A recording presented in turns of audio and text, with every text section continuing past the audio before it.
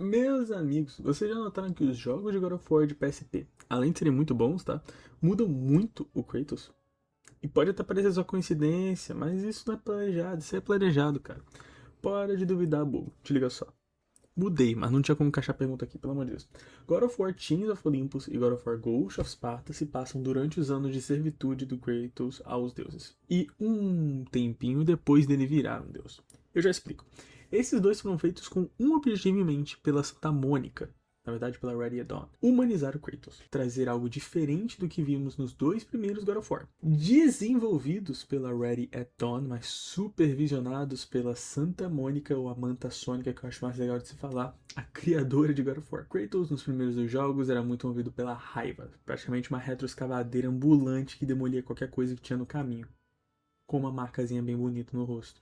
Um guerreiro sangrento, vingador, com a maior arrogância possível e em busca de sangue. Já com essa oportunidade de criar dois jogos para PSP, convenhamos, um console de bem menor expressão do que o PlayStation 2 e o PlayStation 3 que já estava lançado na época, a Manta Sônica pensou: e se eu entregasse um Kratos mais gostável para o público e jogadores?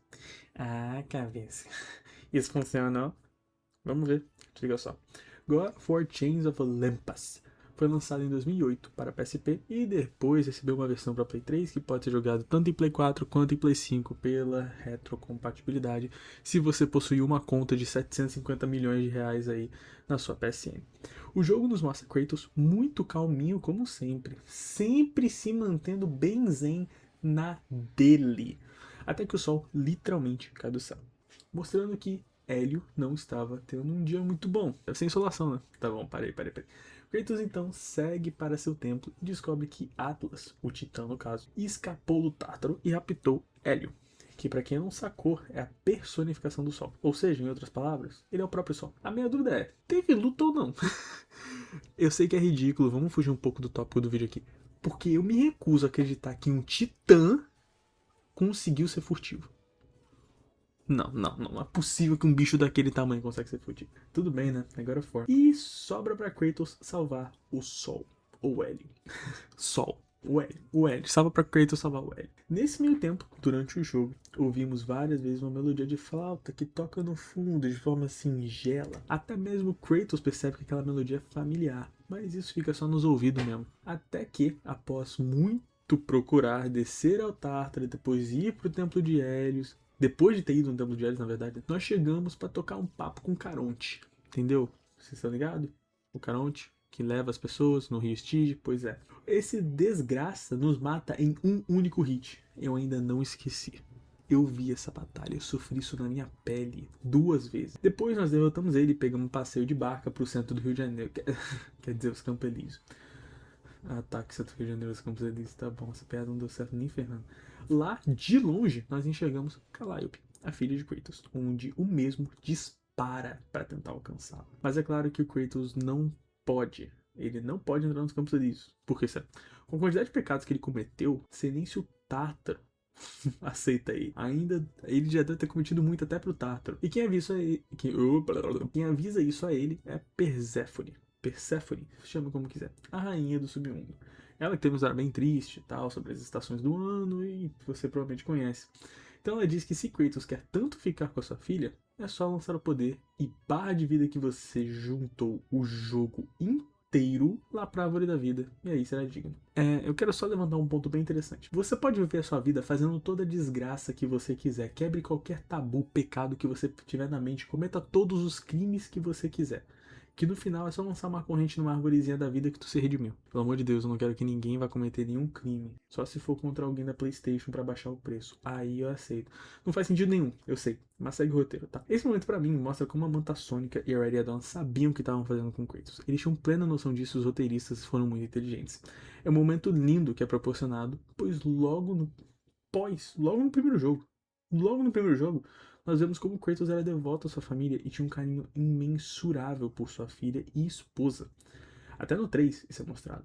Esse momento é lindo e é muito bonito para nós vermos Kratos se reunir com Calliope. E só podemos até mesmo pensar que ele poderia se reunir com sua esposa também. Mas é claro, se algo é tão bonito que pode quebrar, então vai quebrar. Momento lindo, que assim como o cinzeiro de vidro, quebra de tão quente quando nós é revelado que o Deus Sol está nos Campos Elíseos. Porra, pior que eu escrevi isso aqui pra ser bonitinho, agora que eu vi que tem um trocadilho com Deus Sol e quebrar de tão quem. Desculpa, não foi essa a ideia. Pois é, quem capturou Hélios foi Atlas, mas quem planejou tudo isso foi Perséfone. E isso não é nem um pouco fora do pensável. Até porque Perséfone, como vocês podem imaginar, vive uma vida tenebrosa com Hades. Claro que isso depende de qual versão da história você seguir. Existem versões que diz que Perséfone não gostava e não amava Ares e só sentia ódio genuíno por ele, mas tem histórias, tem versões que dizem que Perséfone não gostava do fato de amar Hades, porque ela foi raptada, ela foi obrigada a servir essa vida e ela odiava o fato de amar ele.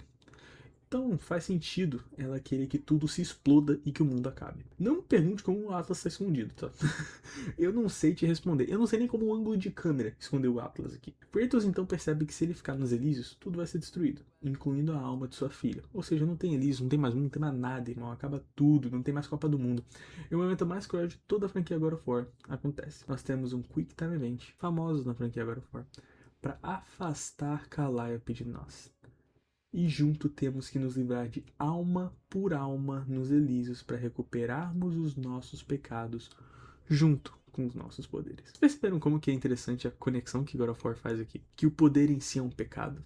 É uma coisa interessante, quem sabe eu faço um vídeo sobre. Nós nos livramos de todas as almas, exceto Calliope. Esse Quick Time Event dói na alma, meu amigo. Isso aqui é bagulho de assim, é o primeiro Quick Time Event que você fica, será que eu aperto? Será que vale a pena? Kratos está tão triste nesse momento que ele não consegue olhar pra Calliope enquanto afasta ela. Isso é o nível. Ouvir os gritos de Calliope pedindo pra Kratos não ir embora é algo que dói na alma. Mesmo você sabendo o monstro que Kratos é. Ainda dói.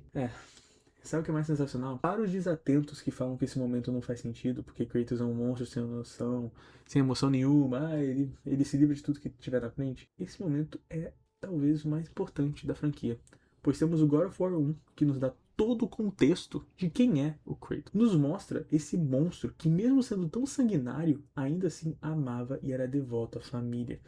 Ou seja, tudo que as pessoas reclamam tá lá no primeiro jogo, só são mais desenvolvidos nos outros. Assim como a maioria dos jogos funcionam. Assim como nós temos a relação do Nathan Drake com a... Não vou lembrar o nome dela, perdão. Mas com aquela jornalista no primeiro jogo. E no quarto jogo você tem aquele momento lindo dele jogando PlayStation 1. Entendeu? A índole do personagem sempre esteve ali. Sempre foi mostrado. Mesmo quando ele aparentava ser apenas um monstro. E depois disso, você já sabe. Kratos moe a cara de Perséfone e prende as mãos de Atlas, o forçando a carregar o mundo nas costas. Literalmente. E assim o jogo acaba. Outra curiosidade, pra quem não tá ligado, mesmo se você botar a máquina pra fazer esse Quick Time Event o mais rápido possível, esse ainda é o Quick Time Event mais demorado da franquia. Foi premeditado isso aqui foi pensado. Já tinha um God of War Ragnarok feito quando eles fizeram Chains of Olympus. Então vamos pro próximo. God of War Ghost of Sparta foi lançado em 2010 para PSP e também teve um port para PlayStation 3, que você pode jogar tanto no seu PlayStation 4 quanto no seu PlayStation 5, pagando uma conta de 150 milhões de dólares, entendeu? E provavelmente uma mamada pro CEO da PlayStation, você consegue essa conta um pouco mais barata, tá? 749 milhões. No início, Cleitão tem uma visão de que seus segredos do passado estariam em Atlântida, no reino de Poseidon. Importante a gente citar que o Ghost of Sparta se passa antes do God of War 2, depois do God of War 1. Ou seja, na timeline ele se passa...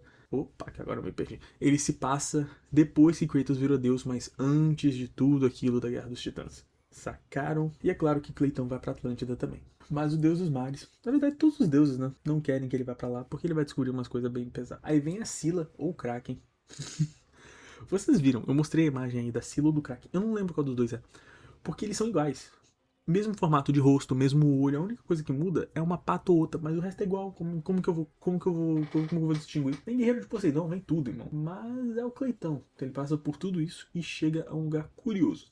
Em um templo, em uma cama, ele encontra sua querida mãe. Olha a malícia aí. E eles têm um diálogo curioso. A mãe de Kratos o pede para salvar seu irmão, que foi levado por seu pai, que teme os próprios filhos. E o Kratos então pergunta: quem é meu pai? Pois vale dizer que nessa época a gente não sabia mesmo quem era. Tá? Na verdade a gente sabia, né? Porque o 1 e o 2 estavam lá para mostrar isso pra gente. Mas ela responde: Zeus. Uma tragédia acontece por causa de uma maldição que a impedia de revelar o pai de Kratos. Ela não poderia. Isso faz com que a mãe de Kratos vire um monstro. E Kratos tem de finalizar sua vida. Mas agora, ainda mais bravo com os deuses, ele vai em busca de seu irmão no reino de Thanatos. Thanatos é um bicho feio nesse jogo, viu? Ao chegar lá, Kratos encontra seu irmão, pendurado, sendo prisioneiro. E como é que eu posso dizer? Thanatos estava dando cuidados paliativos, ao contrário, para ele.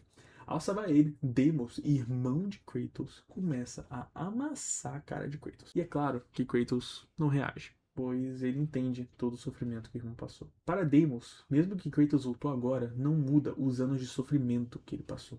Tudo que ele passou nas mãos do Deus, né? Não do Deus, desculpa, da própria morte. Nada vai tirar o que ele passou de ser levado quando criança, maltratado da pior forma e ser esquecido pela própria família por tantos anos. Deimos simplesmente amassa a cara de Kratos com vontade até Thanatos chegar e o levar embora. Obviamente, Kratos o salva e eles fazem as pazes. Só um adendo, tá? Essa cena que eles fazem as pazes é cringe e horrível. Deimos perdoa Kratos como se nada tivesse acontecido e Kratos perdoa Deimos como se nada tivesse acontecido, como se a gente tivesse acabado de ter sua cara moída. Chega a ser vergonhoso, mas dá um espaço para uma cena incrível, que é ao se reconciliarem, Deimos e Kratos enfrentam Thanatos juntos. Se Kratos fosse inteligente, mandava Deimos sentar no cantinho enquanto ele derrotava Thanatos. Mas tudo bem. Em um ataque fatal, decidimos nos despedir do mundo. Pois é, decidimos nos despedir do mundo. Na verdade, decidimos nos despedir do Deimos. Não sei por que eu coloquei essa frase aqui. Deimos é fatalmente atingido. Essa eliminação de Thanatos é bem esperada.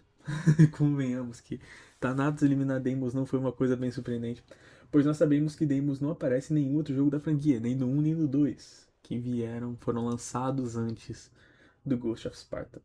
Porém, não muda o fato de ser bem impactante de se ver, tá?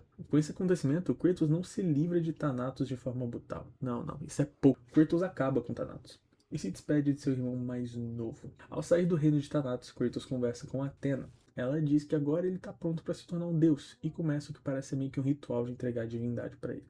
Deus sabe o que está acontecendo aqui. Os dois são deuses, né? Eles devem saber. Porém, Kratos se recusa, afirmando que ele nunca será alguém como eles, e se despede de Athena. De certa forma ele está certo e errado ao mesmo tempo, que apenas diz, perdoe-me, irmão, enquanto Kratos vai embora. E assim, finalizamos o segundo e último jogo de PSP da franquia God of War. Tem alguns fatores que eu acho incríveis nesses dois jogos, tá? Mas para reforçar esses pontos que eu acho muito bons, vamos falar do David Jaffe. Desculpe se eu estou citando o nome dele errado, mas esse é o criador do personagem Kratos, o mesmo que odeia o que o Kratos se tornou. Afirmando que o Kratos era pra ser só um cara sanguinário com muita raiva mesmo. Mas olha algumas coisas são engraçadas. No primeiro jogo nos é mostrado como Kratos amava sua família, se mostrando muito amável com sua filha e leal à sua esposa. Esses dois jogos de PSP se aprofundam justamente nesse ponto levantado sobre o personagem. Jason of Olympus mostra como Kratos ainda é leal à sua família, ao ponto de desistir de tudo para ficar nos Campos Elíseos com a própria Calliope. Ele estava disposto realmente a fazer tudo, mesmo que isso significa que ele não possa estar presente. Ele decidiu ainda assim viver a vida horrível que ele tem para que sua filha pudesse viver em alma no paraíso. Kratos é muito devoto à sua família, algo que também nos é mostrado durante o God of War 2018 e Ragnarok, principalmente no Ragnarok, com toda a confiança que ele demonstra a Atreus. Enquanto no Ghost of Sparta nos mostra como, mesmo sendo considerado esse monstro que ele é, convenhamos, a família dele ainda vem como ponto principal da sua vida. Ele descobriu que seu irmão estava vivo, ele encontrou sua mãe, e justamente o que ele fez? Foi atrás dele, ao ponto de ir contra os deuses pela primeira vez após se tornar deus da guerra, tá? Para encontrar sua família. Lembrando que esse jogo é o primeiro God of War 1, tá? Ele é o primeiro após o God of War 1, certo? Ele se passa antes do 2, mas depois do 1. O jogo trabalha o ponto principal, nos mostrando que por baixo desse monstro sanguinário existe uma camada só. Essa camada é a família de Kratos. Tudo nesses dois jogos são para mostrar o outro lado de Kratos, que só existe por causa da sua família. Pontos esses que seriam reforçados em God of War 2018 e Ragnarok. Mas principalmente na DLC de Ragnarok, que uns odeiam, outros amam, que é o Valhalla. God of War nos apresenta um monstro que causou caos em todos os lugares. Um monstro que nasceu verdadeiramente da perda da família, a perda do seu lado humano. Kratos nunca escondeu ser um monstro que se importa apenas com si mesmo e com sua família. Porém, quando sua família foi engolida pela sua própria raiva, ele mostrou algo que ele se importa mais do que sua família e com si mesmo: a vingança. Bom, esse foi o vídeo. Eu quis trazer porque eu recentemente tô rezerando a franquia God of War, fazendo a segunda vez. Só era clássica mesmo, até o 2018. Não vou ir do 2018 pra frente porque é quase 30 horas de jogo e eu não consigo zerar isso, sei lá, uma semana tão rápido. Tô fazendo uma ordem nada a ver mesmo. Comecei no Chains of Olympus, depois fui pro Ghost of Sparta, depois fiz o Sofrimento, que é o Ascension, que tá de longe é o meu God of War que eu menos gosto. E agora eu tô rezerando o 1 e eu vou na ordem aí, né? Do 1 pro 2 e do 2 pro 3. E enquanto eu jogava, eu ficava matutando essa ideia de vídeo na cabeça. Mas me diz aí, gostou? Me dá um like, compartilha, por favor, que me ajuda pra cacete a produzir esses vídeos aqui. Porque esse vídeo aqui vai passar aqui dos, sei lá, dos 18 minutos. Muito obrigado a todos que assistiram e até a próxima.